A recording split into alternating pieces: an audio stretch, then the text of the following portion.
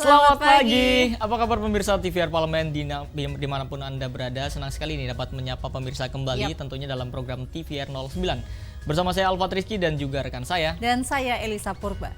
Pemirsa, dalam 30 menit ke depan kami akan menyajikan kepada Anda sejumlah berita nasional khususnya dari sudut pandang DPR RI.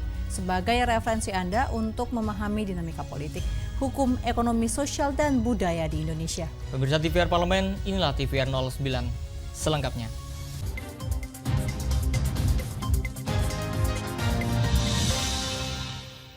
Kementerian Agama menyatakan pengalihan 10.000 kuota haji tambahan ke kuota haji khusus berdasarkan MOU antara pemerintah Arab Saudi dan pemerintah Indonesia. Namun faktanya Pansus Angket Haji DPR RI menemukan draft MOU yang diberikan pemerintah Arab Saudi tidak mengatur secara detail terkait pembagian kuota haji Indonesia. Pengalihan 10.000 kuota haji tambahan ke kuota haji khusus menjadi polemik. Kebijakan pengalihan kuota ini diduga dilakukan atas dasar inisiatif Kementerian Agama tanpa melalui konsultasi dengan DPR RI.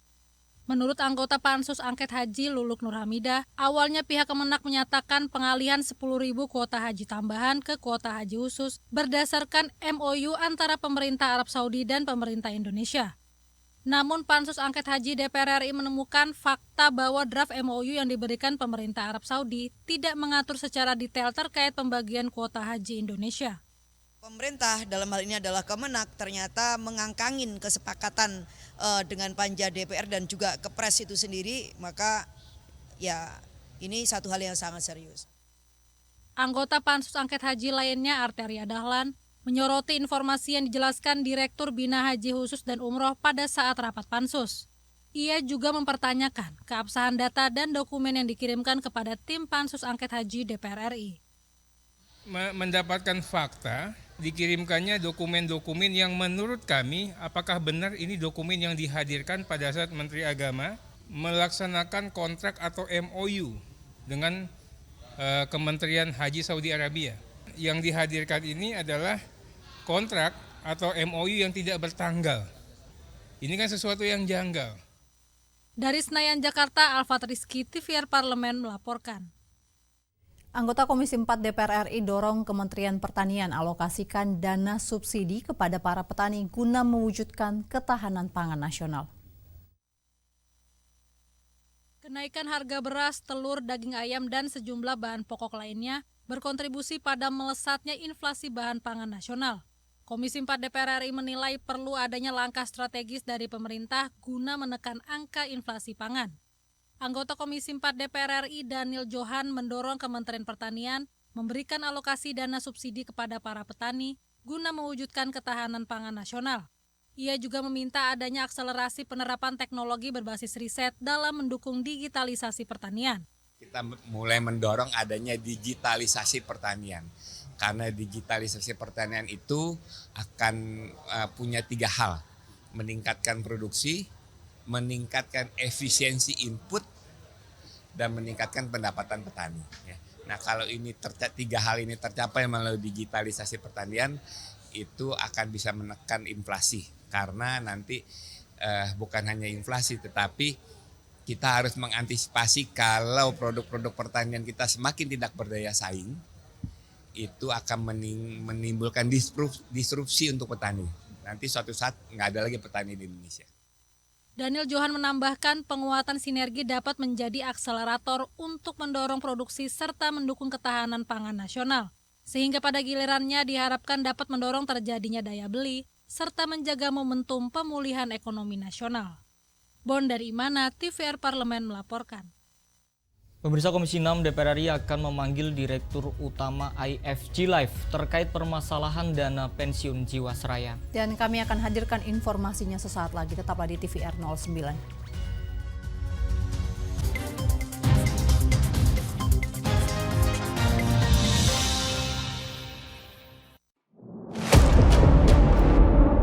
Sini ditambang. Konflik yang terjadi, Warga sini tidak mengizinkan. masalah yang tersisihkan menjadi kesenjangan sosial. Ya namanya rakyat kecil gak bisa apa-apa, mau komplain juga gak didengar. Sebab apa? Itu menyangkut isi perut kami semua. Bagaimana memutus keterbatasan untuk didengar. Jadi kalau misalnya masyarakat sudah merasa tidak lagi ada yang memperjuangkan aspirasinya, maka masyarakat memang sangat berhak untuk meminta dewan yang mewakili mereka di parlemen. Kami menyusuri batas-batas peristiwa, mengurai berbagai polemik yang terjadi, meluruhkan suara-suara marginal, menjadi nyata dalam setiap aspirasi, melaksanakan tugasnya sebagai wakil rakyat. Saksikan Aksi Dewan setiap hari Senin dan Rabu pukul 10.30 waktu Indonesia Barat hanya di TVR Parlemen. DPR RI memiliki fungsi diplomasi dalam menjalankan politik luar negeri sesuai dengan pasal 116 Undang-Undang MD3. Kontribusi aktif BKSAP DPR RI memainkan peranan penting dalam memenangkan persaingan global melalui IPU, IPA, IPPF, IPA, dan PUIK. BKSAP memiliki komitmen yang tinggi dalam krisis kemanusiaan dunia. Fungsi diplomasi dijalankan untuk mendukung upaya pemerintah dalam melaksanakan politik luar negeri.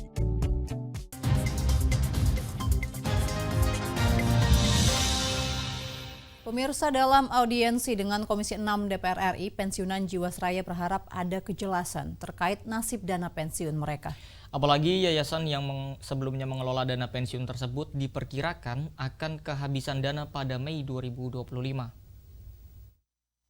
Komisi 6 DPR RI akan memanggil Direktur Utama IFG Life terkait permasalahan dana pensiun Jiwasraya. Masalah ini muncul karena ada polemik dalam pengelolaan dana pensiun Jiwasraya yang sebelumnya dikelola oleh sebuah yayasan dengan nilai mencapai 370 miliar rupiah. Dalam audiensi dengan Komisi 6 DPR RI, pensiunan Jiwasraya berharap ada kejelasan terkait nasib dana pensiun mereka, karena yayasan yang sebelumnya mengelola dana pensiun tersebut diperkirakan akan kehabisan dana pada Mei 2025.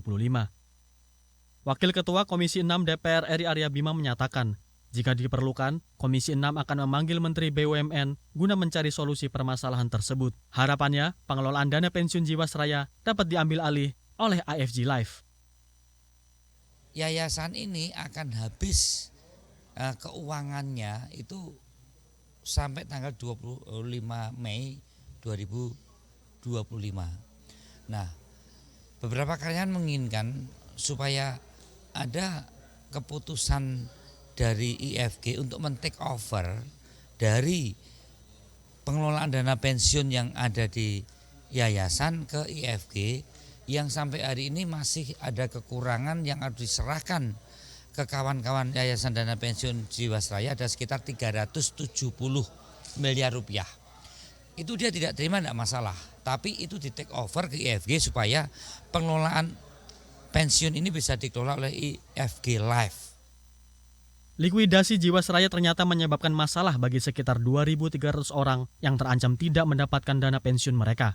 Meskipun perusahaan dilikuidasi, menurut undang-undang, dana pensiun seharusnya tetap menjadi tanggung jawab pemberi kerja. Oki dan Sanjaya, TVR Parlemen melaporkan.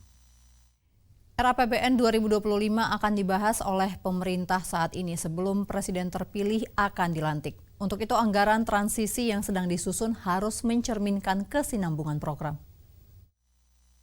Anggota Komisi 11 DPR RI menekankan pentingnya RAPBN 2025 disusun dengan prinsip optimisme, kewaspadaan, dan keberlanjutan.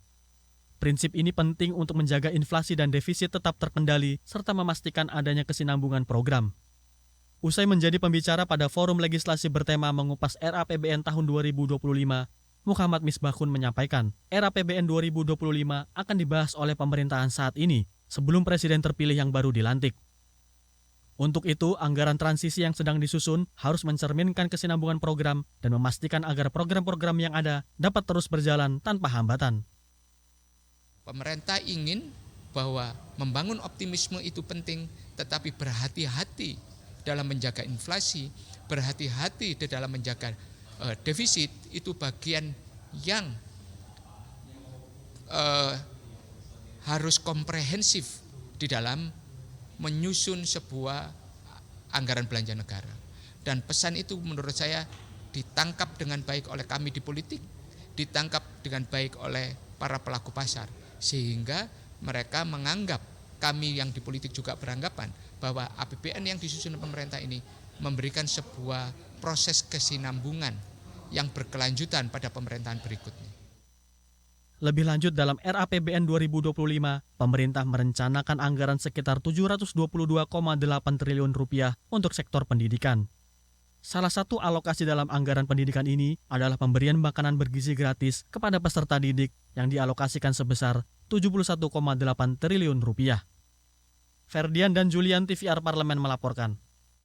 Pemirsa, Ketua BKSAP DPR RI Fadlizon menyampaikan keberadaan United Nations Conference on Trade and Development akan mendukung kerangka kerjasama Selatan-Selatan, utamanya dalam meningkatkan kesejahteraan Indonesia dan negara-negara Afrika. Pada Forum Parlemen Indonesia Afrika BKSAP DPR RI menghadiri bilateral meeting dengan Sekretaris Jenderal United Nations Conference on Trade and Development untuk membahas potensi investasi serta menangani isu-isu perdagangan dan pembangunan global. Ketua BKSAP DPR RI Fadlizon menyampaikan, keberadaan ENCTAD akan mendukung kerangka kerjasama Selatan-Selatan, utamanya dalam meningkatkan kesejahteraan Indonesia dan negara-negara Afrika guna mencapai tujuan pembangunan internasional. Dan ENCTAD ini bekerja sama dan menjadi salah satu platform, terutama sebagai platform dialog antara negara-negara berkembang, Selatan-Selatan. Jadi DNA-nya disebut oleh Ibu Rebecca Greenspan sebagai DNA untuk memperjuangkan pembangunan dan perdagangan di negara-negara berkembang. Sehingga sangat cocoklah sebenarnya dengan platform yang kita buat sekarang untuk kali pertama, inisiatif Indonesia Afrika Parliamentary Forum ini yang kita selenggarakan 31 Agustus sampai 2 September di Bali. Jadi kita melihat bahwa bagi Indonesia investasi sangat penting, kemudian juga perdagangan apalagi ya, dan juga pembangunan. Ya.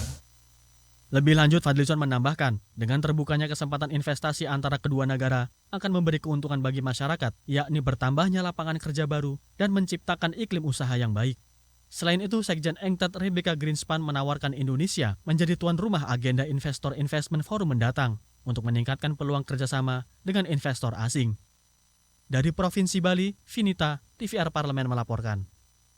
Pemirsa, banyak buruh, penyuluh pertanian dan juga tenaga kesehatan yang masih berstatus honorer. Dan di bulan Desember tahun 2024 menjadi batas akhir pemerintah untuk mengangkat tenaga kerja honorer menjadi pegawai pemerintah dengan perjanjian kerja atau P3K. Dan kami akan hadirkan informasinya sesaat lagi. Tetaplah di TVR 09.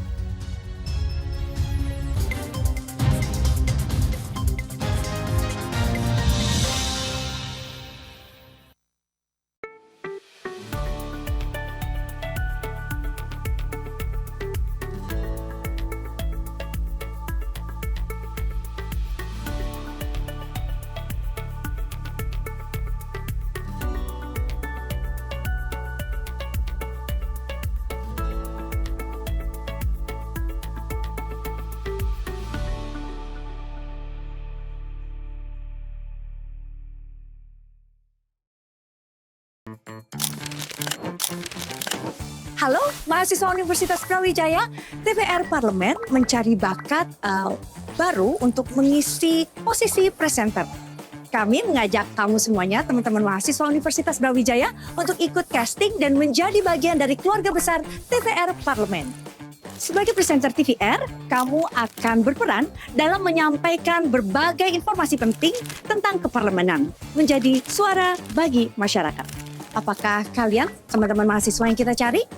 Bergabunglah bersama kami di TVR Parlemen menjadi bagian dari referensi Indonesia. Jelali, Melo, ayo, KP Melo.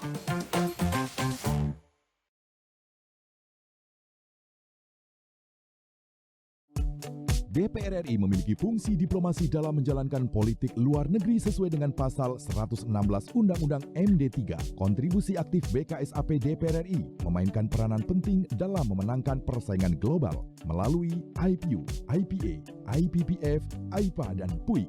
BKSAP memiliki komitmen yang tinggi dalam krisis kemanusiaan dunia. Fungsi diplomasi dijalankan untuk mendukung upaya pemerintah dalam melaksanakan politik luar negeri.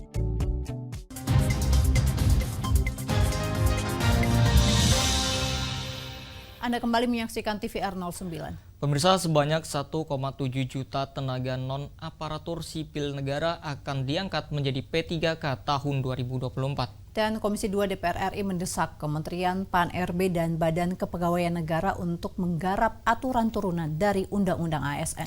Dan pemirsa, simak informasi mendalam yang telah dirangkum dalam segmen Lensa Parlemen berikut ini.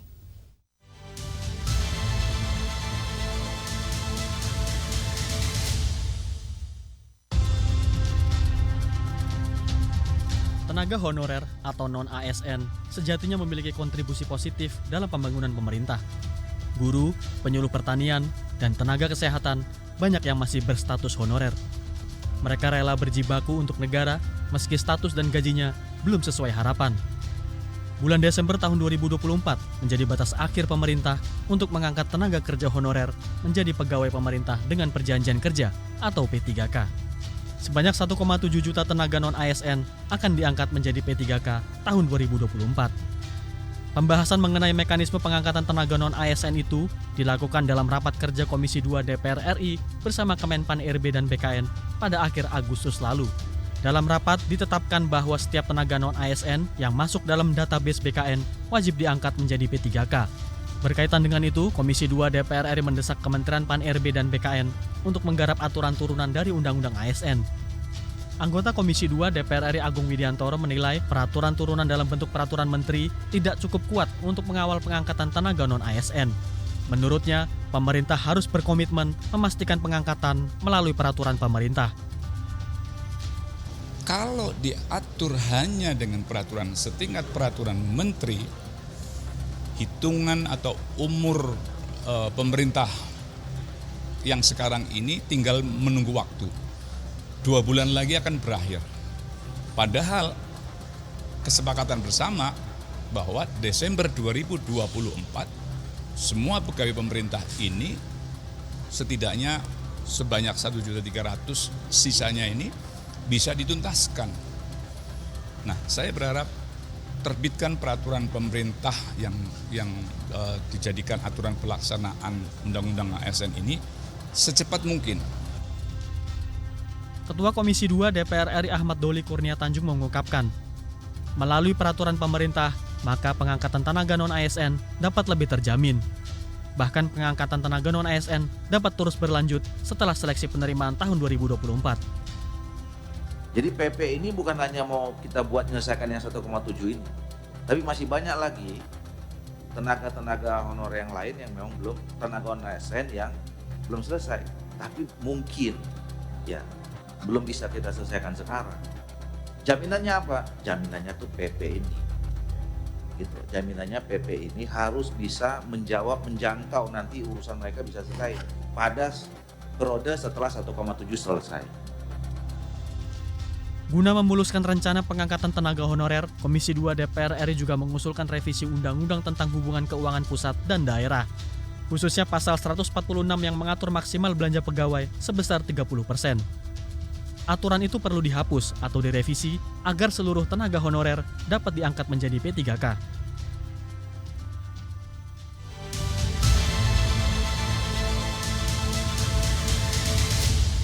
Pemirsa, tentu kita sepakat bahwa kantin merupakan salah satu hal yang penting dan wajib ada nih di setiap instansi yang tentunya memiliki banyak kegunaan. Karena memang kantin ini selain sebagai tempat menyediakan makanan nih, kantin juga berfungsi sebagai tempat berkumpul. Tentunya memberi kesempatan dan berinteraksi membangun hubungan dan rekan kerja ini pemirsa, termasuk kantin demokrasi yang ada di DPR RI. Betul sekali, dan seperti apa dan bagaimana kantin demokrasi ini, informasinya kami hadirkan usai jeda. Tetaplah di TVR 09.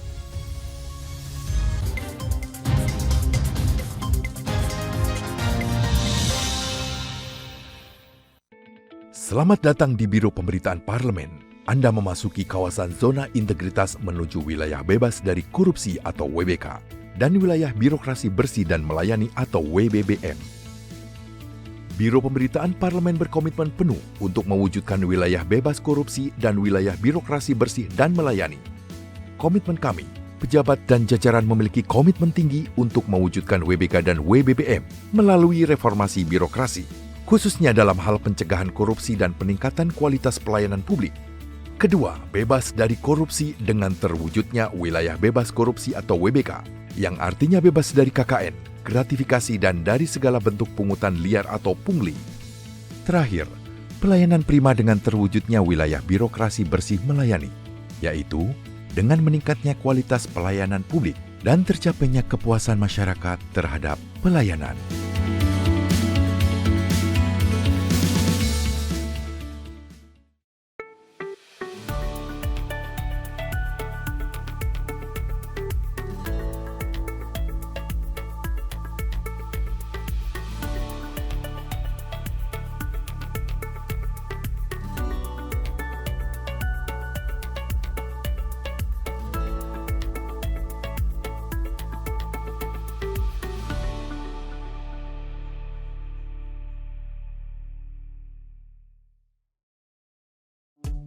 DPR RI memiliki fungsi diplomasi dalam menjalankan politik luar negeri sesuai dengan pasal 116 Undang-Undang MD3. Kontribusi aktif BKSAP DPR RI memainkan peranan penting dalam memenangkan persaingan global melalui IPU, IPA, IPPF, IPA, dan PUIK. BKSAP memiliki komitmen yang tinggi dalam krisis kemanusiaan dunia. Fungsi diplomasi dijalankan untuk mendukung upaya pemerintah dalam melaksanakan politik luar negeri.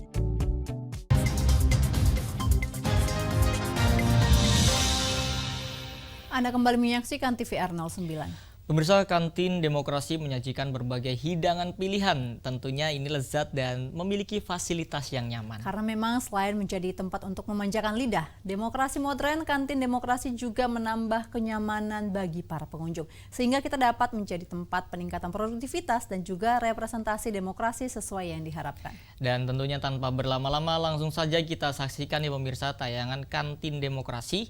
Hadirkan kesan nyaman di setiap sudutnya dalam segmen Intips, informasi dan tips untuk Anda.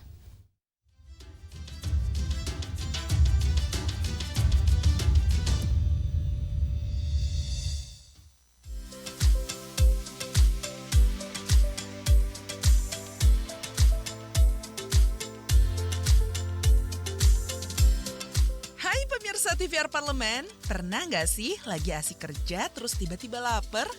Pasti jadi nggak konsen ya, bolak-balik lihat jam. Terus kepikiran apa yo?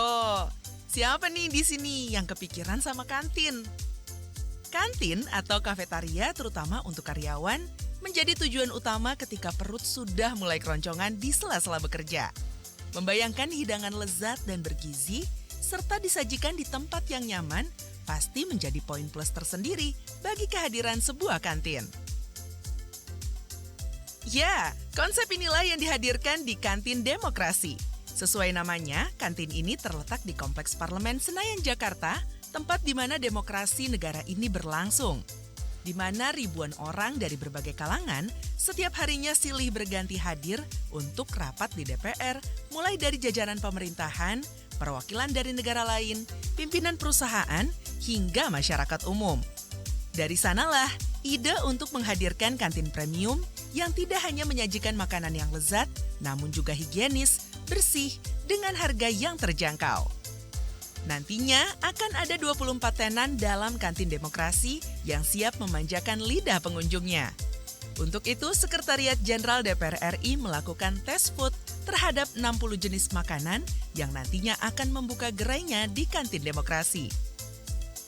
Tamu yang hadir dalam tes food tersebut akan memberikan penilaian terhadap makanan-makanan yang disajikan. Menu-menu yang disajikan variatif, didominasi oleh kuliner Nusantara seperti selat Solo, sop iga, bakso, dan berbagai jenis makanan lainnya. Kategori yang akan dinilai antara lain tampilan makanan, rasa makanan, tekstur makanan, dan juga aroma makanan. Selain rasa dari makanan, yang tentunya diperhatikan dari kantin ini adalah kenyamanan di setiap sudutnya. Lebih dari itu, kantin demokrasi dirancang dengan suasana modern dan nyaman, sehingga pengunjung dapat menikmati waktu istirahat dengan lebih santai dan nyaman. Fasilitas yang lengkap dan pelayanan yang ramah nantinya dipastikan akan menjamu setiap pengunjung yang hadir di kantin demokrasi. Semoga kantin demokrasi tidak hanya menjadi tempat makan biasa ya, namun juga menjadi tempat untuk meningkatkan produktivitas, kebahagiaan, dan menjadi representasi demokrasi yang sesungguhnya. Sampai jumpa di Intip selanjutnya.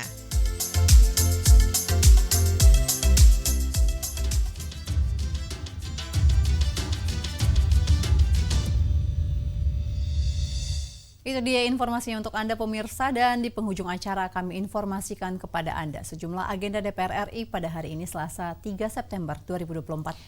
Ya pemirsa, setelah TVR 09 pada pukul 9.30 ini ada rapat paripurna dengan agenda pembicaraan tingkat 2 atau pengambilan keputusan terhadap rancangan undang-undang pertanggungjawaban atas pelaksanaan anggaran pendapatan dan belanja negara tahun anggaran 2023. Kemudian pada pukul 13 waktu Indonesia Barat ada Pansus Haji rapat dengar pendapat umum dengan verifikator pengisian kuota haji khusus Kementerian Agama Republik Indonesia.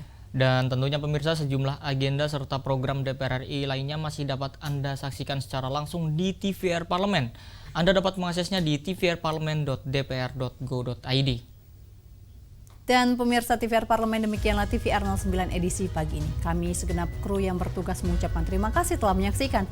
Ada saya Elisa Purba, juga rekan saya Selva Rizky. Pemirsa, sampai berjumpa kembali di TVR 09 selanjutnya. TVR Parlemen, Referensi Indonesia.